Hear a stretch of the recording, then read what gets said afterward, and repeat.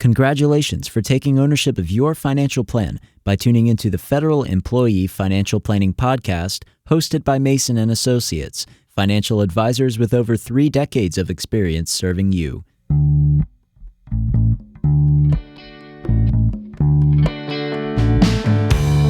You will rest easy once your plan is done. You will see clearly just how you have won.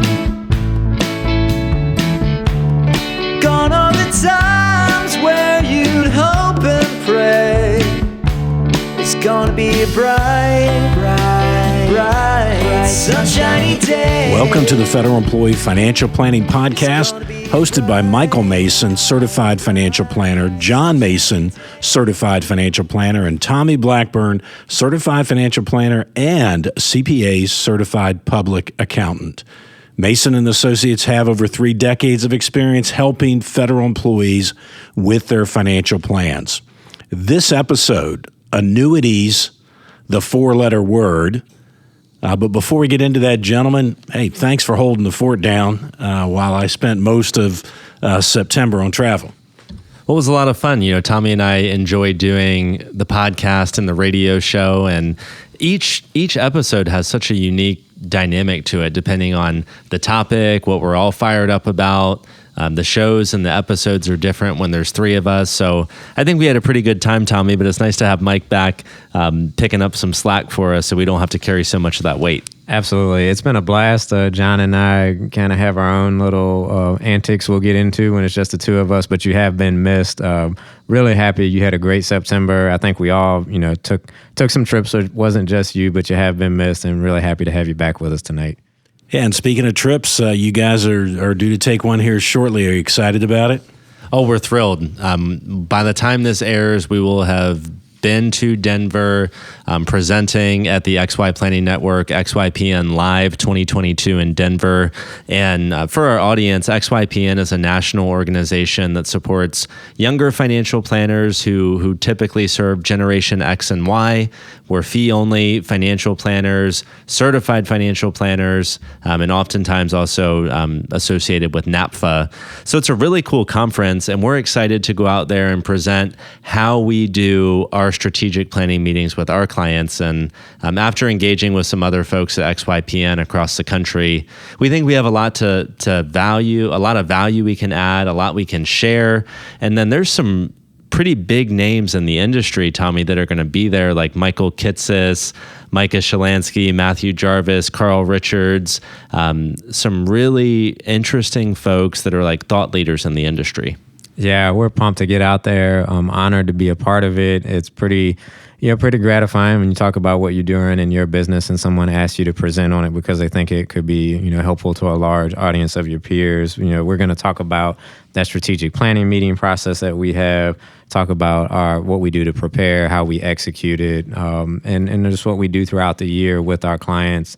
So we're pretty excited about it. And it's, as we prepare for it, there's a ton of content that we can potentially share, but we have to boil it down into less than an hour. So it's almost a similar task to with these podcasts that we do. We can go extremely deep, but we should only cover so much material in one setting. So similar to what we do already.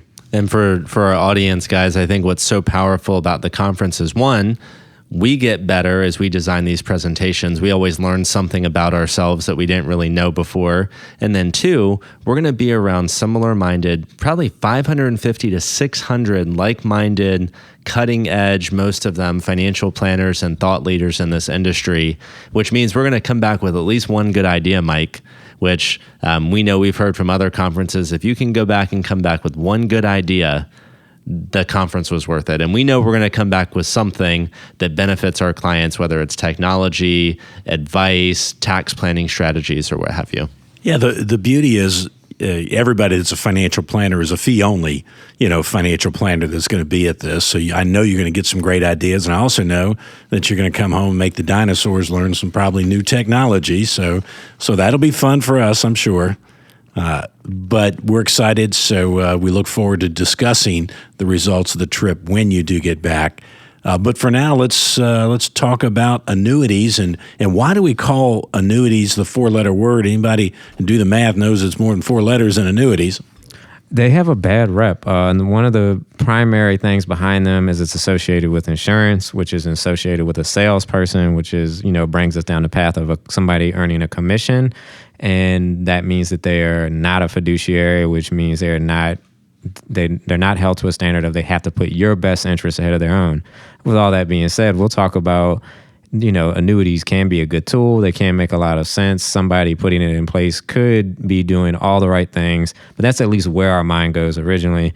And another thought that I have around annuities is, again, many people market them who maybe aren't doing the best work for clients as these kind of like simple products. And when I think about it, it's like, wow, we have insurance, we have contract law, we have taxes, we have investments all wrapped up in this one vehicle. It's not necessarily a simple vehicle, and I think it is marketed as such when there can be a lot of complexity there. And that's one of my main moments when I pause with an annuity is you got to really understand the details of this thing. And without going down too far of a rabbit hole and like putting ourselves on too big a pedestal, but we do a lot to stay on the cutting edge of financial planning and doing the best work for our clients, which is continuing education, these conferences.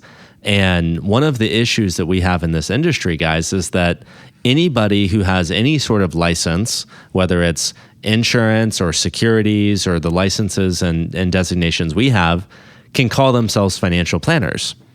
That's an issue because maybe you're an insurance salesman who is disguising yourself as a financial planner. We don't think that's right. And the government, unfortunately, is not legislating that correctly to our thought process.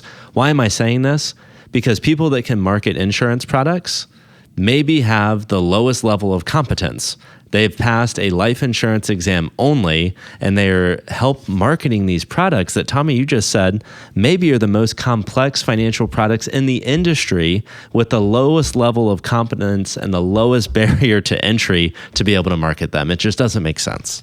Yeah, what I've seen over the years, and I've been doing this 35 plus years, a pure life insurance license allows you to sell an index annuity, and you hear statements on the radio all the time, get stock market returns without the stock market losses, which is a complete fabrication, and we don't have a government entity that's stopping that fabrication when you advertise like that on a radio or even a TV ad. So we have to be careful. That doesn't mean that all annuities are bad. I mean, there's you can have an annuity from your TSP, your CSRS, your FERS are annuities. We've marketed some pretty good annuities in the past, but they were part of an overall financial plan where we could help that client get anything. We could help them get individual stocks, managed money, variable annuities, fixed annuities. We could help them get anything. Many of these people, all they can do is help you get what they've got. What I'd like to say at this point is that doesn't make them bad. It makes them uneducated. And when they get taught at the home office how to sell and overcome objections on why this XYZ annuity is the best, well, they really believe it. I grew up in a life insurance industry where I really, for the first 6 months, believed that replacing survivor benefits with life insurance was the good option. And then we taught ourselves more about how federal and military survivor benefits work. So you can't legislate morality, but you also can't legislate an education level, which is what we're missing. Well, and you just made me think about such a great point, and XYPN Live and the conference and the network that we're associated with here at Mason and Associates, not affiliated, but associated. So many of like the qualified firms, we have minimums. We have a number of families we're willing to serve. And there's a lot of America out there that needs financial planning advice, and they don't know where to go. Maybe they're calling and saying, hey, can I be a client? And they just get no. I found you on the CFP website. No, you don't meet our minimum. Found you on XY. Sorry, you don't meet our minimum. Well, then what do? Then they go to folks who maybe are less credentialed, less experienced, only have one license, and they get what they get, and that's the best they can get. Maybe a little commercial, Tommy, for XYPN, but if our audience is listening and they don't meet our minimum or minimums of other folks, XYPN is a great location because these folks charge retainer fees. They'll do one-time project fees, hourly fees, and there's a variety of models out there to hopefully help you get some help. And when you're paying somebody who's held to certain standards, those fiduciary standards, CFP, they're gonna hopefully take care of you, keep you liquid, not locked up into a product that you didn't understand necessarily. So could be a lot of good things there, and it's a pretty big network at this point. So you have a lot. You can figure out your specific situation. Are you a federal employee, or are you somebody going through a divorce? Are you a widow? And there are people that specialize in these things, and you can go talk to them. Now, some of those folks who specialize, they may charge a fee that you're unwilling to pay, so you may end up going with somebody else who's maybe more of a generalist, but it's still better than nothing. Mm-hmm. And just remember, and then we're going to talk more about annuities, but this is good because it's still annuity related, that advice regarding an annuity sale, I believe the exact definition is the advice should basically be like only because the advice of the sale. It's not supposed to be like financial planning advice and then there's an annuity sale. Mike, what's the word? I'm not saying it as delicately as I want to say, but it's like advice should almost just be like an afterthought. It shouldn't be the primary method when selling a securities product. Yeah, and it's not coming to me. I know where you're going. I can't get there, but maybe before the podcast is over, we'll remember that. Let's talk about what an annuity is. When common folks hear annuity, they think instantly some type of income stream. So an annuity can be immediate, which means you've taken a lump sum of money, whether it's your IRA money, your TSP money, or even non-IRA money, and you've turned it into an income stream. And that's the one most people think about. And they say, I don't want to do that. I'm too young to turn it into an income stream, especially one that's not cost of living adjusted. But where most of the annuity sales occur is in the deferred annuity space. And that's where you're growing your account. So you've put some money in, and at a later date, you may turn on an income stream. And that's where over the last 20 to 25 years, the competition has been, is my deferred annuity better than yours? And if I'm getting ahead of ourselves, you guys will reel me in, but what is that annuity invested in while it's deferred? It could look like mutual fund sub-accounts go up and down with the market. It could be a fixed interest rate, which haven't been really attractive, over the last 25 years. It could be some type of index annuity. So really, the annuities that are getting the momentum or have had the momentum are the ones that are deferred, and then they have some guarantees attached to them. So I think it might be beneficial to talk about some of the guarantees. And I'll do it, and then you guys cut me off when it's time. Because in 1990, a common annuity, because it is an insurance product, a common deferred annuity would have one insurance aspect to it, guys. And you won't remember it because you weren't in the business. It was a death benefit. It was a death benefit. I remember. And what was the death benefit? What you put in. So the premium or your initial deposit was the death benefit. So imagine you bought a $100,000 deferred annuity that was invested in the market. And they said, look, no matter how aggressive you are, if you die, you're going to your heirs are going to get at least $100,000 back. And you did that in the 90s in a market that was booming. So now you wake up 5 years later and your $100,000 is $300,000 because it's in a booming market. Well, what's your death benefit? It's that original 100. It's the original 100. So then advisors or agents, they get, hey, if I move Tommy's 100 to another annuity, well, now he'll get $300,000 death benefit. Maybe he's got a surrender charge to move it, but we lock in $300,000. And then the insurance companies caught on. They're like, we're not going to do this. So one insurance company said, hey, we'll lock in your highest 5-year value. And then another one said, well, we'll lock in your highest year value. You got to the point that these companies battled back and forth, not only on a death benefit where it got to your highest daily value, but then you had some guarantees as far as income goes. And they got out over their skis, guys. In 2008, some of these promises were so beneficial to the client that when the downturn happened in those variable annuities and all that money was reduced, some of these companies almost went out of business. So to think that these annuities were not beneficial when placed using the scope of an entire financial plan would be wrong, and it'd be self-inflicting penalty because we did many of those, and we do believe they make sense, and we've kept them in place.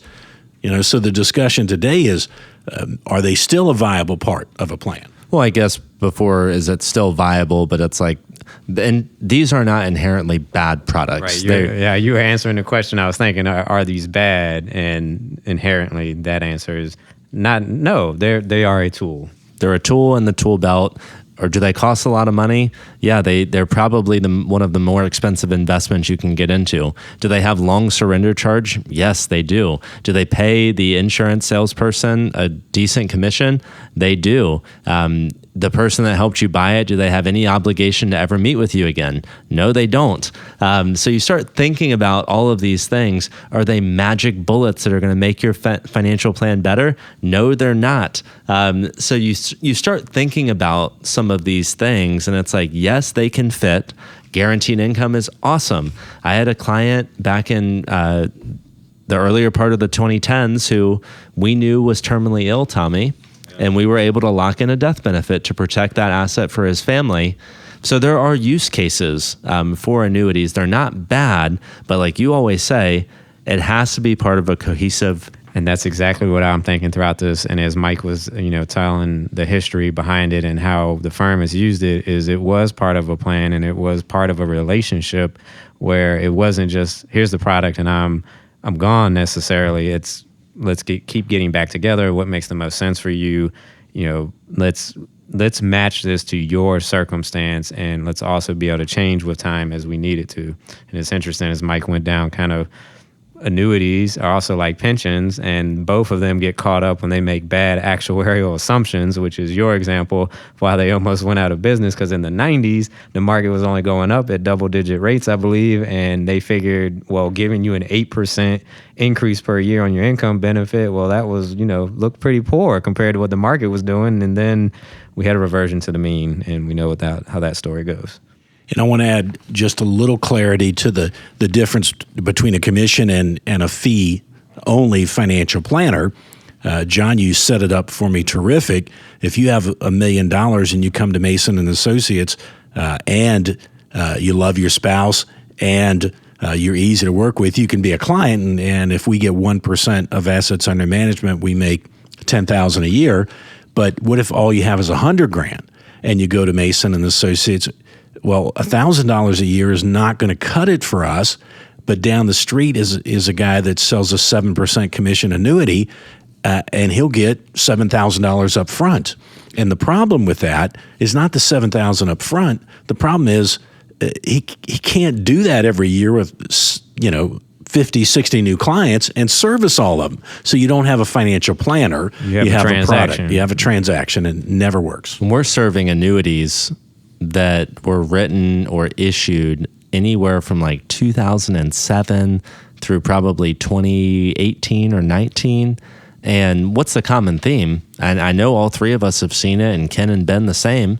We could explain these annuity products to a client until we're blue in the face every year for a decade. And the strategic planning meeting comes around, and what do we have to do again? Explain it again, because they're that complicated. So again, they're not bad products, but they are super complicated, Tommy, to your point. And if you're not going to have an ongoing relationship with somebody that's going to help you maximize them, it quite possibly is more harm than good. Yeah, and sometimes just keeping it simple where everybody can understand it, including the client. I think there's something to be said for that, depending on the client's ability to keep up with this, right? Because sometimes you do see folks are like, yeah, I have no idea how this thing works that the guy down the street sold me. And so then we have to roll up our sleeves and we figure it out. I've even got a personal story, if you want me to share that one, with my own mother, before I had an inkling about financial planning, certainly before I was in college. Her company, hospital, was a nonprofit, got bought by a for-profit, I believe. So, rollover opportunity. We're getting rid of our old plan. You got to do something with your funds. I think whoever was serving that plan was probably who she went to. It was a commission aide. I'm not sure, but she went to someone selling annuities, and she bought it. And I'm not, because I don't know the full history. I've always questioned, like, would it have been the best outcome with this annuity? I don't know, versus if it was invested in a broadly diversified portfolio that was, allocated properly. Anyway, push come to shove, we go through the 2007, 2008, like Mike was referencing. This had a 7 or 8% income guarantee on it. So this is one of those moments where I'm looking at it with my mother, and it's like, well, we're keeping this thing, because at this point, if you were to say, give me my money, it's nowhere near what the income you could draw off of this is. So there's a couple of things. Part of that was her having a financial planner to say, here's how we're going to use this thing going forward. But it was also, and my mother's a pharmacist, so she's not an unintelligent person. She's educated. She thought it definitely had been explained to her that you can take this income amount. So when I explained to her, no, that amount is what an income stream is. They're only going to generate an income stream off that. They're never going to give you that lump sum amount. Yeah, that was news to her. So that's, again, where it's kind of like, how are things marketed to folks? But regardless, real financial planning figures out, how do we take this product and how do we take the situation we have and make the most of it? And it's worked well for her plan at this point. That's where we talk about the real money, which is your account value, and the fake money, which are these benefit values. So, guys, we're getting kind of close to the end of the podcast. I know there's a few other topics we want to talk about. Number one is TSP annuity as compared to a private sector annuity. And then just generally speaking, do federal employees with a 30 or 40-year career need more, or should they consider having more guaranteed income? Yeah, and I'll take the first stab at that. I would say more guaranteed income is probably not what they need. Maybe as they're approaching the end of their career, a non-qualified annuity, that's an annuity not in an IRA, maybe they spent the majority of their career buying life insurance thinking they were going to turn down survivor benefits, and they find out survivor benefits is better. Well, it's a little known fact. You can exchange the life insurance for an annuity.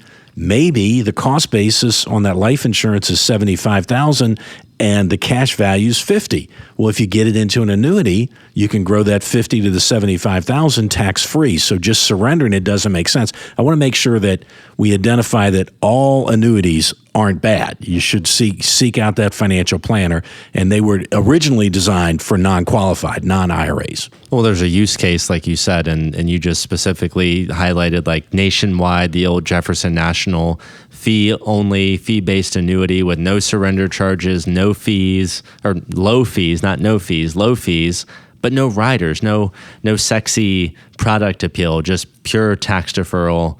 And there's use cases for that. So I think we would echo your point that, one, not all annuities are bad. Federal employees probably don't need more. And then, Tommy, I guess I want to add to Mike and then hear your thoughts on the TSP annuity. Is insurance annuity products really did well and offered some good guarantees. And then as interest rates continued to drop, the guarantees got watered down and the benefits got worse, to the point where when we were even able to market these, we didn't, because they just weren't competitive. Is that still the case? Will that always be the case? No. So are we going to turn a blind eye to annuities? We're not. There are annuities available to fee-only financial planners, and if it ever makes sense to use them again, we're not going to just turn a blind eye to products and services and investments that can benefit our clients. So I just want to put that out there too. Yeah, and I mean, we do them, right? You just even said we use Nationwide where those use cases make sense. And it is a landscape that continues to change quite a bit. So as it continues to change, and part of it is you're seeing this movement within the financial planning profession to fee only. So as that is happening, insurance companies are trying to figure out how do they now reach that market, because they can't get in the door under their current structure. So you are seeing it start to change. I mean, I'm sure we all read about one of those companies that makes it available to fee-only advisors just had a huge funding round. They're seeing a lot of momentum behind being able to make these available. So it absolutely could change, and when it changes, we'll change with it when it makes sense. I think to your first question, though, for most federal employees, I mean, the beauty is they have awesome guaranteed income between that FERS pension or CSRS and if Social Security, if they have that. So between those, it's it's kind of hard to make a case for you need more guaranteed income. But if you want it, we'll go out on a limb and say TSP annuity is not the one for you. You can probably find a better annuity through a qualified financial planner. But before you buy it, ask this question: how does this fit into my overall financial plan? Are you going to design a financial plan for me? And do you have the ability to do anything other than help me buy this annuity? So those are the couple questions you want to ask. You can probably do better in a private sector annuity than you can inside TSP. Guys, let's transition to action points. I'll go first with some immediate action items. Number one, annuities are not a 4-letter word, but make sure you know, if you are interested in buying one, who's selling it, who's marketing it, what their credentials are, how it's going to fit into your overall financial plan. Yeah, I would say just remember the old adage, if you're a hammer, everything you see is a nail. And that's when we say that, that's what we mean by if all you can do is XYZ annuity, then it's hard to be a financial planner. Yep, and we hit on those federal employees who we designed this podcast for. If you like your pension, annuities aren't so bad because your pension is a form of an annuity. Yeah, it's going to get a big cost of living adjustment. It's probably January the best 1. one out there, right? Right. Well, that's a great point you make, Mike, about because what's the risk with some of the non-pension annuities out there that aren't government-backed? Yeah, you just lost over the last 2 years, because come January it's going to be probably an 8% COLA. You've lost 14% of spending power. If you annuitized December of 2021, you've lost 14% of spending power. So many annuities don't have an inflation. They don't go up with inflation, whereas, of course, the federal pensions, state pensions, military, they get that. So that's what makes them really so awesome. Well, thanks, guys. Awesome episode. Thank you to our audience. Thank you for listening. Thank you for the ratings. If you like what you hear, please do subscribe or follow our podcast. We're on most available platforms. Leave us 5 stars. Shoot us an email at masonfp@masonllc.net if there's any topics you'd like to hear. We're releasing 2 episodes a month, and that is going to increase, as well as potentially some new videos on our YouTube channel. And if you're interested, we do have a new office tour that's out there as well. So lots of good stuff here. Thank you. Thank you again for your service. This has been another episode of the Federal Employee Financial Planning Podcast, hosted by Mason & Associates. Bright, sunshiny day. It's gonna be a bright, sunshiny day. The topics discussed on this podcast represent our best understanding of federal benefits and are for informational and educational purposes only and should not be construed as investment, financial planning, or other professional advice. We encourage you to consult with the Office of Personnel Management and one or more professional advisors before taking any action based on the information presented.